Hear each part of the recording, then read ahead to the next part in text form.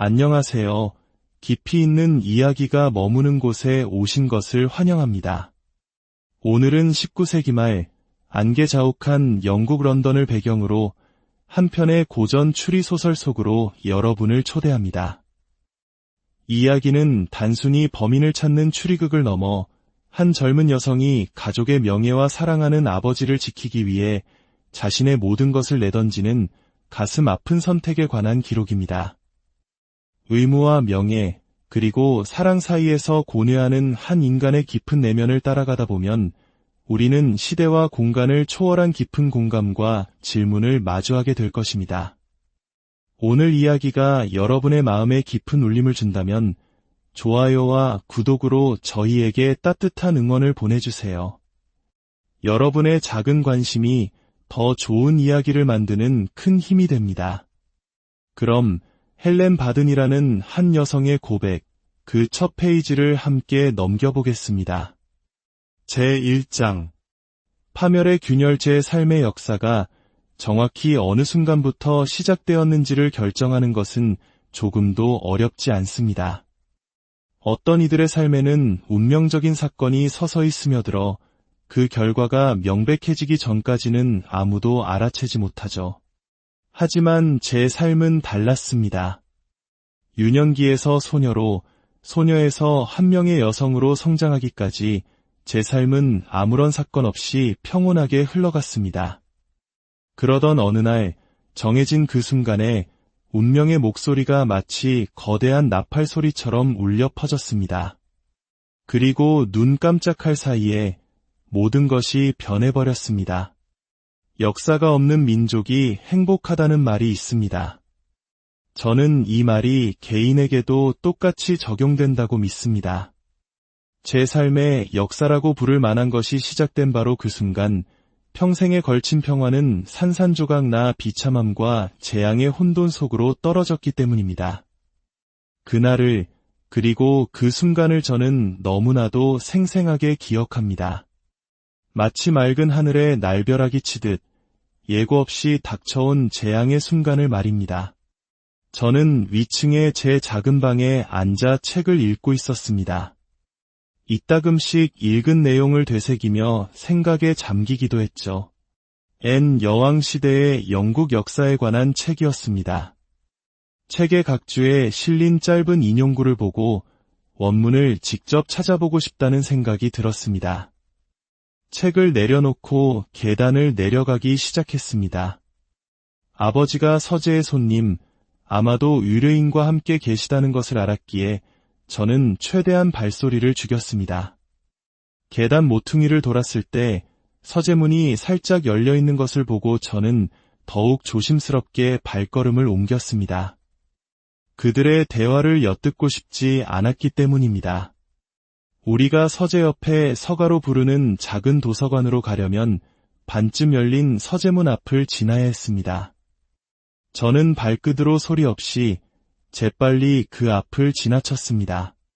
안에서는 희미한 대화 소리만 웅얼거리며 들려왔습니다. 제가 찾던 책은 문 바로 옆 책장에 꽂혀 있었습니다. 낡은 가죽 표지에 금박 장식이 희미하게 남은 책들이 줄지어 있는 모습은 언제 봐도 기품이 느껴졌습니다. 책 한 권에 손을 뻗는 순간 아버지의 목소리가 들렸습니다. 결국 이렇게 된 거군. 저는 책을 뽑아 팔에 끼고 더 이상 대화가 들리기 전에 서둘러 계단으로 달려가려 했습니다. 하지만 서가를 막 나서 서재문 바로 앞을 지나는 순간 낮지만 아주 선명한 목소리가 제 발걸음을 붙잡았습니다. 바든 씨, 이 일이 당신을 7년간의 중노동형에 처하게 할 수 있다는 걸 알고 있소. 그 끔찍한 말에 저는 그 자리에 돌처럼 굳어버렸습니다. 입은 살짝 벌어졌고 숨조차 멎었습니다. 팔에 낀 책을 움켜쥔 채 미친 듯이 요동치는 심장 소리 외에는 아무런 생명의 신호도 없었습니다. 영원처럼 느껴지는 침묵이 흐른 뒤 아버지가 대답했습니다. 그렇지는 않을 거요. 오트웨이 씨. 법 기술적으로는 아마도 경범죄에 해당하겠지. 기술적으로라. 오트웨이 씨가 되물었습니다. 그렇소. 기술적으로 말이오. 사기 의도가 없었다는 점이 상황을 상당히 바꿔놓으니까. 그래도 논의를 위해 경범죄에 해당한다고 인정할 수는 있겠지. 그리고 오트웨이 씨가 말을 이었습니다. 그 경범죄의 최고형은 7년간의 중노동형이요. 사기 의도가 없었다는 당신의 변명에 대해 말하자면 경험 많은 변호사인 당신이야말로 잘 알 것 아니요. 판사들은 신탁받은 재산을 유용한 수탁인에게 그다지 동정적이지 않다는 것을 그 시대 신사에게 7년간의 중노동형이란 사회적 사형 선고나 다름없었습니다. 가문의 명예는 땅에 떨어지고 모든 것이 끝장나는 것을 의미했죠. 유용이라니 아버지가 외쳤습니다. 그렇소. 나는 유용이라고 말했소. 달리 무슨 말을 쓸 수 있겠소. 당신이 보관하던 돈이 여기 있소. 나는 그 돈을 받을 권한을 가지고 당신에게 왔는데 당신은 돈이 없다고 말하고 있소. 돈을 내놓지 못할 뿐만 아니라 언제 내놓을 수 있는지도 말하지 못하고 있단 말이오. 그러는 동안 당신은 그 돈을 개인적인 용도로 사용한 것으로 보이는데 돈을 써버린 게 아니오. 아버지가 반박했습니다. 지금은 묶여있지만 잃어버린 건 아니란 말이오. 그런 말이 무슨 소용이 있소? 오트웨이 씨가 쏘아붙였습니다. 당신은 돈이 없고 제대로 설명도 못하고 있소. 간단히 말해 당신은 이 신탁 자금을 사적인 목적으로 사용했고 위탁자들이 돌려달라고 요구하자 내놓지 못하고 있는 거요. 아버지의 대답은 없었습니다. 그 침묵 속에서 제 심장이 터질 듯 뛰고 목의 혈관에서 피가 윙윙거리는 소리가 들리는 듯했습니다. 마침내 아버지가 물었습니다. 그래서 오트웨이 어떻게 할 셈이요? 어떻게 하냐니 내가 뭘 할 수 있겠소? 수탁인으로서 이 돈을 당신에게서 받아내는 것이 내 의무요. 나는 내가 대표하는 사람들의 이익을 보호해야 하오. 당신이 이 자금을 유용했다면 나에게 선택의 여지가 없다는 걸 당신 스스로도 알 것 아니오. 기소하겠다는 뜻이오. 그럼 달리 어쩌란 말이오. 신탁 업무에 개인적인 감정을 개입시킬 수는 없소. 설령 내가 이 문제를 덮으려 해도 위탁자들이 직접 행동에 나설 게 분명하오. 또다시 끝없는 침묵이 흘렀습니다. 그때 오트웨이 씨가 약간 다른 톤으로 말했습니다. 바든 씨, 이 난관에서 벗어날 길이 딱 하나 있소. 정말이요? 아버지가 물었습니다. 그렇소. 제안을 하나 하지. 단도직입적으로 말하겠소. 당신 딸과 결혼하는 조건으로 내가 당분간 당신의 채무를 떠맡을 준비가 되어 있소. 동의한다면 결혼식이 열리는 날 당신 은행 계좌로 5,000파운드를 입금하겠소. 당신은 갚을 수 있을 때 갚겠다는 약속만 하면 돼요. 세상에. 저는 제 귀를 의심했습니다. 내 딸이 당신과 결혼하고 싶어 한다고 생각할 만한 이유라도 있소? 아버지가 물었습니다. 전혀 없소. 오트웨이 씨가 대답했습니다. 하지만 만약 그녀에게 상황을 설명한다면 그럴 일은 없을 거예요. 아버지가 말을 잘랐습니다. 내 딸의 행복을 희생시키느니 차라리 감옥에 가겠소. 그녀의 행복을 좀 더 일찍 생각했어야지. 바든 씨. 나이 차이가 좀 나긴 하지만 그녀는 전과자의 딸이 되는 것보다 나이 든 남자의 아내가 되는 편이 더 낫다고 생각할 수도 있어. 적어도 그녀에게 선택권을 주는 것이 공평할 거요. 그건 전혀 공평하지 않소. 아버지가 맞받아쳤습니다. 그건 사실상 그녀에게 희생을 강요하는 것이고 어리석게도 동의할지도 모르지. 그리고 명심하시오. 오트웨이. 나는 아직 전과자가 아니며 어쩌면 결코 그렇게 되지 않을 수도 있어. 생각할 수 있는 다른 대안들도 있으니까. 그 순간 저는 아버지의 말에 담긴 차가운 결의를 느낄 수 있었습니다. 그것은 단순한 허세가 아니었습니다. 오트웨이 씨가 말했습니다. 당신에게 다른 방도가 있다면야 얘기가 다르지. 나는 없는 줄 알았소. 그리고 희생에 대해 그렇게 계속 얘기할 필요는 없소. 당신 딸은 내 아내로서 충분히 행복할 수도 있소. 대체 무슨 말도 안 되는 소리를 하는 거요. 아버지가 참지 못하고 외쳤습니다. 헬렌이 바보인 줄 아시오. 아니, 절대로 그렇게 생각하지 않소. 그렇다면 내 아내로서 행복할 거라는 게 무슨 뜻이오? 나는 지금 지뢰 위에 서 있소. 당신이 직접 설치한 지뢰 말이오. 오트웨이 씨가 말을 가로챘습니다. 그렇소. 내가 설치한 지뢰지. 그런데 당신은 불 붙인 성냥을 들고 와서 내 딸에게 이렇게 말하는 셈이오. 사랑하는 아가씨, 나는 당신의 헌신적인 구원자여. 내 아내가 되어주시오. 당장 동의하지 않으면 이 지뢰를 터뜨려 당신과 당신 아버지를 날려버리겠소. 그러고 나서 그녀가 당신과 함께 행복하게 살 거라고 생각하는 거요. 맙서사, 오트웨이, 당신은 사람 보는 눈이 형편없군. 나는 기꺼이 그 위험을 감수하겠소. 오트웨이 씨가 말했습니다. 당신은 그럴지 몰라도 나는 아니요. 아버지가 분노에 차서 대꾸했습니다. 그 불쌍한 아이를 냉혈한 협박꾼에게 평생 묶여있게 하느니 차라리 무덤에 있는 걸 보겠소. 진정하시오. 받은. 오트웨이 씨가 말을 막았습니다. 그런 험한 말을 쓸 필요는 없소. 그리고 문을 닫는 게 좋겠군. 그 순간 저는 재빨리 서가로 몸을 숨겼습니다.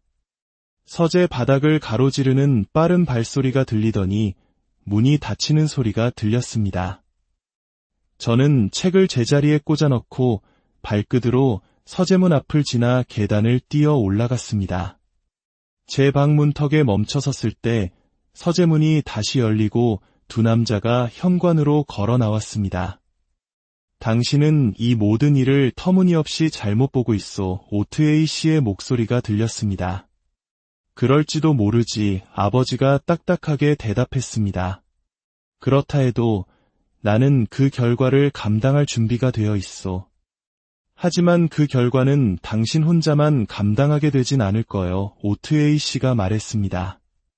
안녕히 가시오. 그것이 아버지의 건조하고 마지막 대답이었습니다. 현관문이 쾅 닫히고 아버지가 천천히 서재로 돌아가는 발소리가 들렸습니다. 제2장.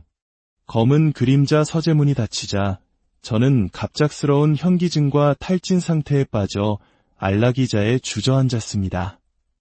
충격과 경악의 순간이 지나가자 저를 병들고 약하게 만드는 차가운 공포가 온몸을 감쌌습니다. 제가 엿들은 그 믿을 수 없는 대화의 조각들이 머릿속을 맴돌았습니다.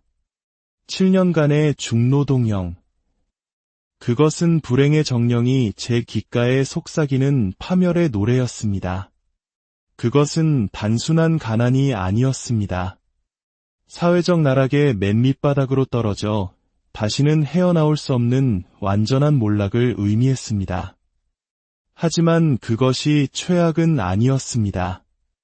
점차 생각이 정리되면서 저를 공포에 떨게 한 것은 가난이나 사회적 불명예가 아니라는 것을 깨달았습니다. 가난은 극복할 수 있고 불명예는 견딜 수 있습니다. 하지만 사랑하는 아버지가 제게서 끌려가 차가운 감옥에 갇히는 모습을, 수치스러운 죄수복을 입고 감옥벽 안에서 생을 마감하는 모습을 상상하는 것은 견딜 수 없는 고통이었습니다. 그것은 아버지에게 죽음이나 다름없었습니다. 그는 강한 사람이 아니었으니까요. 그리고 제게는 그때 문득 아버지의 수수께끼 같던 말이 떠올랐습니다. 명심하시오, 오트웨이. 나는 아직 전과자가 아니며 어쩌면 결코 그렇게 되지 않을 수도 있어. 생각할 수 있는 다른 대안들도 있으니까. 오트웨이 씨는 그 말을 아버지가 숨겨둔 재산이 있다는 뜻으로 오해한 듯했습니다. 하지만 저는 그 의미를 너무나도 명확하게 알 수 있었습니다. 아버지는 이전에도 제게 극단적인 선택의 윤리에 대해 자신의 생각을 이야기한 적이 있었습니다. 그는 불명예스러운 삶을 이어가느니 존엄한 죽음을 택할 사람이라는 것을 저는 알고 있었습니다. 상상력이 저를 괴롭히기 시작했습니다. 한밤중에 들려오는 권총 소리, 겁에 질린 하인들. 아니, 그건 아버지답지 않았습니다. 아버지는 조용하고 질서 있는 퇴각을 택할 사람이었습니다. 새벽녘 방문을 두드려도 대답이 없고 결국 문을 부수고 들어간 희미한 방 안, 커튼 쳐진 침대, 그리고 그 그림자 속에 고요히 누워있는 모습. 끔찍했습니다. 다시 장면이 바뀌었습니다. 철도 제복을 입은 남자가 우리 집 현관에서 끔찍한 사고에 대해 조심스럽게 이야기하는 모습이 보였습니다. 또 다른 환영 속에서는 수색대가 등불을 들고 채석장 주변을 헤매고 4명의 남자가 들것에 실린 무언가를 조용히 옮기고 있었습니다. 오, 하나님, 저는 이마에 손을 얹고 신음했습니다. 정녕 이 끔찍한 일이 일어나야만 하나요? 다른 길은 없나요? 그 순간 제 마음에 거대한 평온이 찾아왔습니다. 이안을 주지는 않았지만 어떤 면에서는 안도감을 주는 차가운 평온이었습니다. 어쩌면 다른 길이 있을지도 모른다는 생각이 들었습니다. 아버지는 오트웨이 씨의 제안을 단호하게 거절했습니다. 아버지에 대한 저의 절대적인 순종심 때문에 그 거절은 제게도 최종적인 결정처럼 느껴졌습니다. 하지만 이제 이 끔찍한 위협 앞에서 저는 다시 그 대화를 떠올렸습니다. 그 탈출구가 정말로 닫힌 것일까? 아버지는 결코 동의하지 않을 것입니다. 그 문제를 다시 꺼내는 것만으로도 재앙을 앞당길 수 있었습니다. 하지만 오트웨이 씨는 어떨까? 아버지가 그를 협박꾼이라고 부르며 모욕적인 말을 했기 때문에 다시 대화를 시작하기는 어려울 수 있습니다. 하지만 그것은 사소한 문제였습니다. 교수대로 걸어가는 사람이 신발이 불편하다고 불평하지는 않는 법이니까요. 제 자신의 감정은 중요하지 않았습니다. 아버지의 생명과 명예를 구할 수만 있다면 무슨 대가라도 치러야 했습니다. 그리고 그 가능성은 오직 오트웨이 씨에게 달려 있었습니다. 저는 그에 대해 아는 것을 떠올려 보았습니다. 그는 거대하고 둔한 몸집에 아버지보다 나이가 많아 보이는 남자였습니다. 유대인 계통의 얼굴을 하고 있었죠. 말투는 정중했지만 무미건조했고 저는 그를 좋아하지도 싫어하지도 않았습니다. 하지만 이제 저는 그에게 명백한 혐오감을 느꼈습니다. 그는 아버지의 어려움을 이용해 가장 비열하고 비정한 방식으로 저를 얻으려 했기 때문입니다. 이상하게도 저는 아버지에게는 아무런 비난도 느끼지 않았습니다. 그는 단지 상황의 희생자로 보였습니다. 물론 경솔한 행동을 했겠지만 관대함은 여성의 마음에 강하게 호소하는 법입니다. 그리고 아버지는 관대한 사람이었습니다. 저는 그의 정직함과 선의를 한순간도 의심하지 않았습니다. 저의 명상은 하녀의 노크 소리에 중단되었습니다. 아가씨, 받은 씨의 차를 서재로 가져다 드릴까요? 아니면 함께 드실 건가요? 저는 현실로 돌아와 대답했습니다. 내가 내려가서 여쭤볼게, 제시. 기다리지 않아도 돼. 서재문 앞에서 저는 잠시 망설였습니다. 그가 끔찍한 이야기를 꺼내면 어쩌지? 이미 늦었다면. 저는 떨리는 손으로 문을 두드리고 안으로 들어갔습니다. 아버지는 평소처럼 따뜻한 미소로 저를 맞아주었습니다. 그의 장난기 어린 말투는 바로 그 이유 때문에 저를 불안하게 했습니다. 그 끔찍한 대화 후에 제가 예상했던 모습이 아니었기 때문입니다. 저는 그의 무릎에 앉아 그의 옅은 회색 머리카락을 쓸어 넘겼습니다. 머리가 빠지고 있는 거 아세요? 두피가 다 보여요. 안 되겠니? 내 머리카락이 두개골에서 자라는 줄 알았니? 아버지는 농담을 던졌지만 저는 그 뒤에 숨겨진 무거운 그림자를 느낄 수 있었습니다. 그날 저녁, 우리는 함께 작업실에서 시간을 보내기로 했습니다. 아버지는 손으로 무언가를 만드는 것을 사랑하는 타고난 장인이었습니다. 우리는 로마 투구 모양을 본뜬 청동 석탄통을 만들고 있었습니다. 아버지는 그날 밤 안에 그 작업을 끝내고 싶어 했습니다. 이렇게 서두르세요. 오늘 밤에 꼭 끝내야 할 이유라도 있나요? 제가 물었습니다. 글쎄, 특별한 이유는 없지만 너무 오래 끌었어. 끝내고 다른 걸 시작하는 게 낫지. 그의 이상한 조급함이 저를 불안하게 했습니다. 마치 삶의 마지막 장을 서둘러 마무리하려는 사람처럼 그의 망치질은 평소와 달리 다급하고 거칠었습니다. 그는 마치 아무 일도 없다는 듯 쾌활하게 제잘거렸지만 저는 속지 않았습니다. 사랑의 눈은 아주 예리해서 농담과 웃음 뒤에 숨겨진 검은 근심을 똑똑히 볼 수 있기 때문입니다. 그렇게 우리 두 사람은 각자 마음속에 절망적인 결심을 숨긴 채 눈물보다 더 쓴 웃음과 농담으로 서로를 속이는 비참한 연극을 하고 있었습니다. 제 마음속에서도 하나의 결심이 서서히 자라나고 있었습니다. 작업이 끝났을 때 아버지는 중얼거렸습니다. 이제야 끝났군. 그리고는 제게 말했습니다. 오늘 밤에 볼 일이 좀 있어서 늦을지도 모르니 먼저 자거라. 그는 제 머리를 두 손으로 감싸고 제 눈을 진지하게 들여다보며 속삭였습니다. 사랑하는 내 작은 지미, 가장 충성스러운 나의 제자. 그는 제게 부드럽게 입을 맞추고 머리카락을 쓸어 넘겨주었습니다. 잘 자라, 얘야. 문이 닫히는 소리가 들렸습니다. 그는 떠났습니다. 그 소리에 제 마음속의 모든 공포가 되살아났습니다. 그는 어디로 간 걸까? 왜 이 밤에 나가야만 했을까? 왜 그렇게 간절하게 작별 인사를 했을까? 차가운 공포가 심장을 감싸는 순간 제 마음속에서 자라나던 결심이 마침내 완성되었습니다. 해야만 했습니다. 끔찍하고 혐오스럽지만 그것이 저 이름 없는, 생각할 수조차 없는 다른 대안을 피할 유일한 길이었습니다. 이미 늦어버린 것은 아닐까? 그 끔찍한 생각이 망치처럼 심장을 내리치는 순간 저는 방에서 뛰쳐나와 공포에 휩싸여 계단을 달려 내려갔습니다.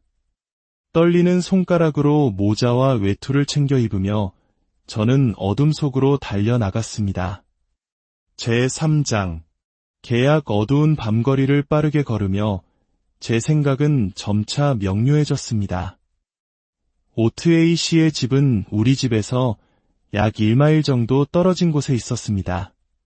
공포라는 유령에게 쫓기면서도 저는 그 짧은 시간 동안 제정신을 차리고 앞으로 해야 할 일을 계획했습니다. 문은 50대쯤 되어 보이는 작고 허약한 여자가 열어주었습니다. 그녀는 저를 위아래로 훑어보더니 안으로 안내했습니다. 잠시 후 오트웨이 씨가 들어와 문을 닫고 제게 악수를 청하며 의자를 권했습니다. 이런 뜻밖의 방문이라니. 받은 양. 마침 당신 생각을 하고 있었소. 오늘 오후에 당신 아버지를 뵙고 왔지. 알고 있어요. 제가 말했습니다. 그 일 때문에 당신을 찾아왔어요. 그럼 당신 아버지가 우리 대화에 대해 말해주었소. 아니요. 그는 아무 말도 하지 않았어요. 제가 여기 온 것도 모르고요. 사실은 제가 당신들의 대화를 엿들었습니다. 그의 눈에 의심과 호기심이 스쳤습니다. 저는 제가 들은 내용을 바탕으로 아버지가 기소될 위험에 처해 있으며 그 결정권이 오트웨이 씨에게 있다는 것을 확인했습니다. 그는 마지못해 상황을 설명해 주었습니다. 아버지가 신탁 자금 5,000파운드를 곤경에 처한 친구에게 빌려주었고 이제 그 돈을 돌려줄 수 없게 되었다는 것이었습니다. 그래서 아버지를 기소할 건가요? 그는 어쩔 수 없다는 듯이 말했습니다. 기소는 불가피하며 유죄가 확정되면 아버지는 거의 확실하게 징역형을 선고받을 것이라고 했습니다. 모든 탈출구가 막혀 있다는 것이 명백해졌습니다. 단 하나를 제외하고는요. 저는 용기를 내어 입을 열었습니다. 오트에이 씨, 당신이 제 아버지에게 어떤 조건 하에 기소를 철회할 준비가 되어 있다고 말씀하시는 것을 들었습니다. 두려움과 수치심, 그리고 제가 하려는 일에 대한 혐오감에 목이 메어 더 이상 말을 잇지 못했습니다. 그가 제 말을 받았습니다. 나는 당신 아버님께 당신이 내 아내가 되는 조건으로 그의 채무를 인수할 준비가 되어 있다고 말했소. 그는 거절했지. 아주 단호하게 말이오. 제가 오늘 온 것은 그 제안이 여전히 유효한지 묻기 위해서예요. 그 제안은 한 번도 철회된 적이 없소. 내가 당신 아버지께 했던 제안을 이제 당신에게 하겠소. 만약 당신이 받아들인다면 결코 후회하지 않을 것이라 믿소. 그의 목소리는 마치 비싼 물건을 팔려는 상인처럼 건조했습니다. 저는 도대체 그가 왜 저와 결혼하려 하는지 이해할 수 없었습니다. 저는 아버지를 구하기 위해서라면 무엇이든 할 거예요. 제가 대답했습니다. 그럴 줄 알았소. 당신의 그 헌신적인 마음이 내가 이 제안을 하게 만든 이유요. 그렇게 우리의 끔찍한 거래가 시작되었습니다. 저는 몇 가지 조건을 걸었습니다. 첫째, 제가 결혼에 동의하는 대가로 아버지를 현재의 어려움에서 구해주겠다는 약속을 서면으로 받을 것. 둘째, 만약 결혼 전에 아버지의 문제가 해결될 경우 이 계약은 무효가 될 것. 이것은 만약 제 희생이 헛되이 될 경우, 즉 아버지가 극단적인 선택을 할 경우를 대비한 조항이었습니다. 마지막으로 아버지의 불안을 즉시 덜어줄 편지를 써서 오늘 밤 제가 전달할 수 있게 해줄 것. 오트웨이 씨는 잠시 망설였지만 제 절박함을 읽었는지 결국 모든 조건에 동의했습니다. 그는 계약서 초안을 작성했고 저는 떨리는 손으로 서명했습니다. 그가 아버지에게 보내는 편지를 쓰는 동안 저는 거대한 거미줄에 걸린 나비가 된 기분이었습니다. 그는 편지를 다 읽어주었습니다.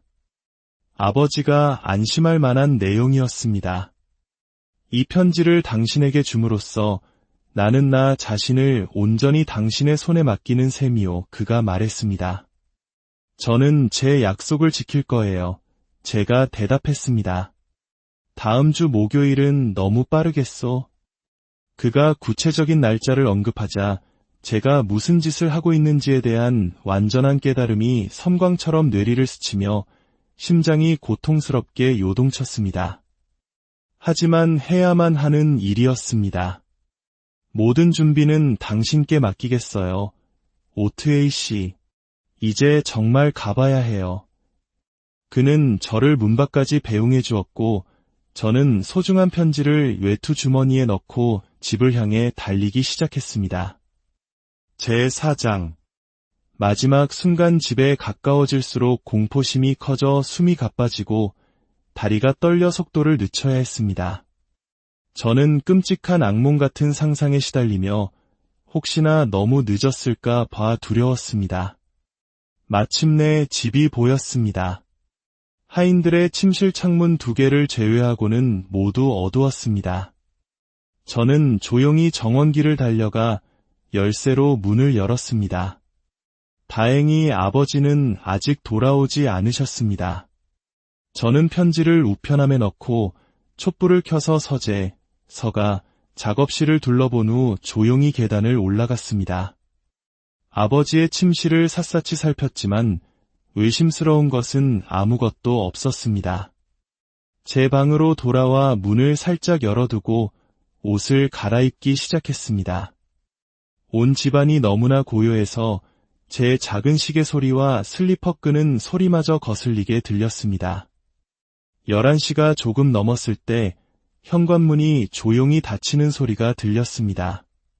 제 온몸에 피가 짜릿하게 곤두섰습니다. 아버지가 돌아오신 것이었습니다. 저는 발소리를 죽여 문으로 다가가 귀를 기울였습니다. 아버지가 우편함을 여는 소리가 희미하게 들리는 듯했습니다.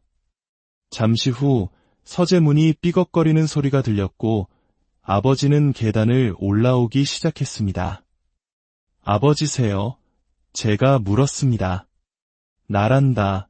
이 말썽꾸러기 녀석아. 자라고 하지 않았니? 아버지의 반가운 목소리였습니다. 그는 제 따은 머리를 부드럽게 잡아당기고 코끝에 입을 맞췄습니다. 피곤해 보이는구나. 어서 자거라. 잘 자, 지미. 아버지는 부드럽게 노래를 흥얼거리며 자신의 방으로 향했습니다. 저는 잠시 그 자리에 서 있다가 조용히 계단을 내려가 우편함을 확인했습니다. 텅 비어 있었습니다. 편지는 꺼내진 것이었습니다. 안도의 한숨을 쉬며 침대에 누웠습니다. 아버지는 구원받았습니다.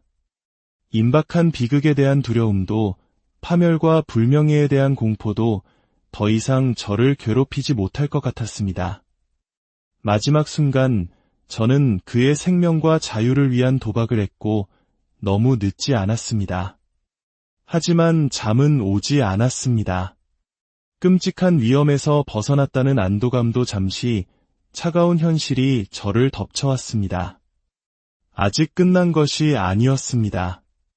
저는 아버지의 생명을 사들였지만 그 대가는 이제부터 치러야 했습니다. 그 대가가 얼마나 쓰라린 것인지 저는 비로소 온전히 깨닫기 시작했습니다. 저는 제 소중한 여성으로서의 권리, 제 짝을 스스로 선택할 권리를 팔아버린 것입니다. 그것은 평생에 걸쳐 지불해야 할 대가였습니다. 어둠 속에서 눈을 뜬 채 저는 평온했던 과거와 황량한 미래 사이를 오갔습니다. 그리고 그 생각의 중심에는 항상 거대하고 둔한 몸집의 오트웨이 씨가 있었습니다. 저는 그에 대해 공정하게 생각해보려 애썼습니다.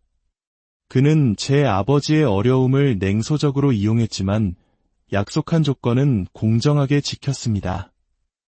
5,000파운드는 마지못해 하는 신부를 얻기 위한 대가로는 큰 금액이었습니다. 하지만 제 남은 인생을 함께해야 할 동반자로서 그를 생각하면 견딜 수 없이 끔찍했습니다. 제게도 막연한 꿈이 있었습니다. 아버지의 집처럼 평화로운 가정을 꾸리고 제가 자랑스러워할 수 있는 남편과 제 젊음을 다시 꽃피우게 할 사랑스러운 아이들을 갖는 것이었습니다.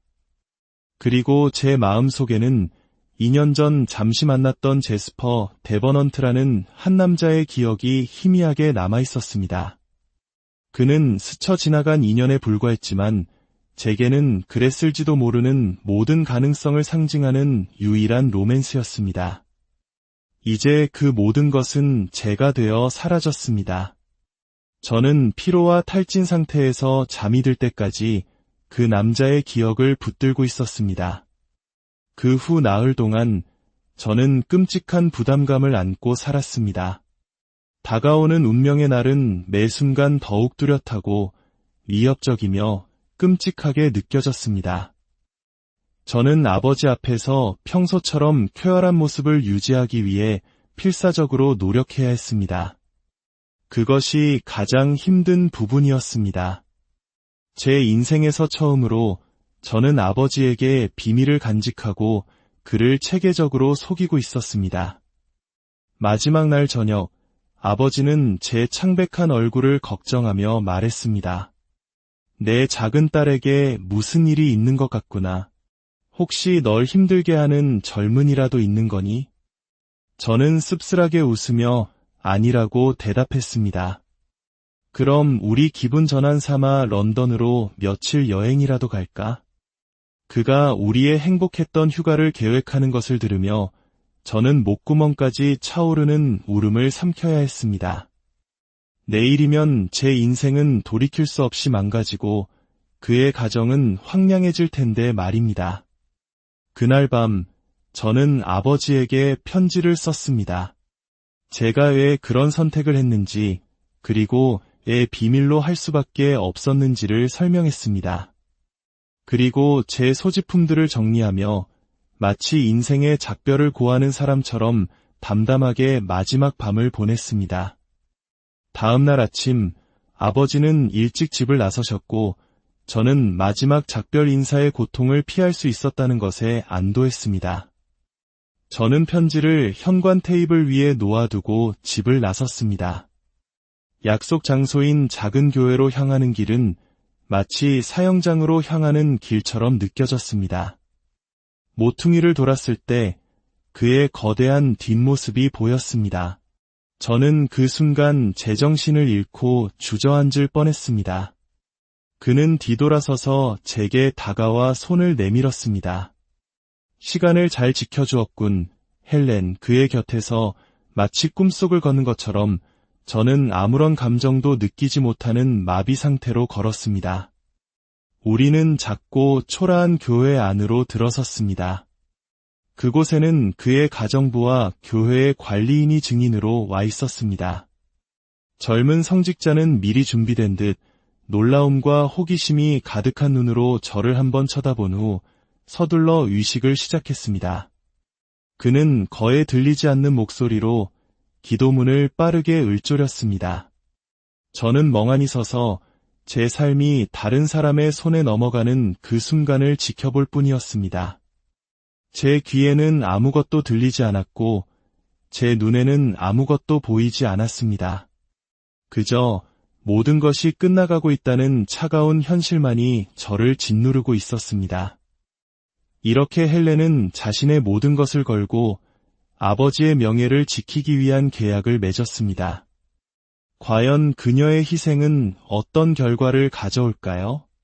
그리고 이 비밀스러운 계약 뒤에는 또 어떤 진실이 숨겨져 있을까요?